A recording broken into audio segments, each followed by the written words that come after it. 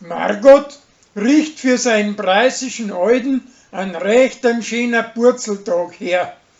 Und da hört er das Eifern auf, weil er sagt, dass der Josef ihrer Schäd dabei geholfen hat. Der brutale Mörder möchte bei der Kathi Eindruck schinden und drum probiert er's mit Jodeln, Fingerhackeln und Schuhbladeln.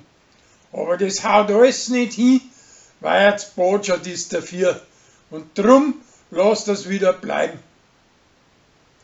Der Rolli kommt wieder heim und kriegt mit, was für ein schlimmer Fehler das Tina verbrochen hat. Und drum schmeißt er's gleich raus. Die ist zwar von Michi angezeigt worden, aber das richtet sich schließlich nicht gegen sie, sondern gegen einen Rolli und seine Apotheken. Und deswegen kriegt sie der mit Michi und die zwei finden keinen Frieden nimmer miteinander.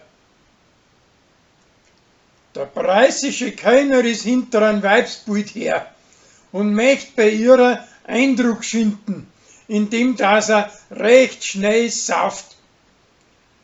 Weil er aber wegen den dauernd so ein Sorcher als Heisel ausrennt, lässt sie am stehen und verschwindet. Er kann's aber schließlich da wieder einfangen.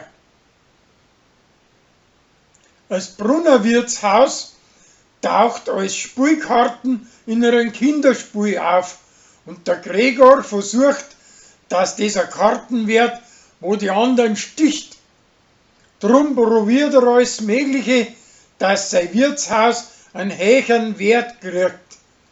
Aber schließlich kommt er dahinter, dass das gar nicht not ist, weil es das Alter von alle ist.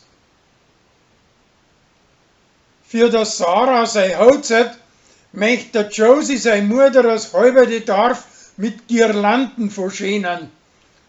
Aber ihre Tochter und Bürgermeisterin lassen das nicht zu.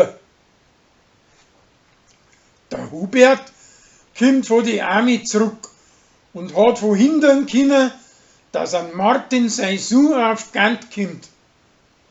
Samtdem ist aber von Martin seiner Seite nichts erkennt. Und zwischen ihm und dem Hubert mag sich allweil noch kein gescheiter Zusammenstand nicht einstellen.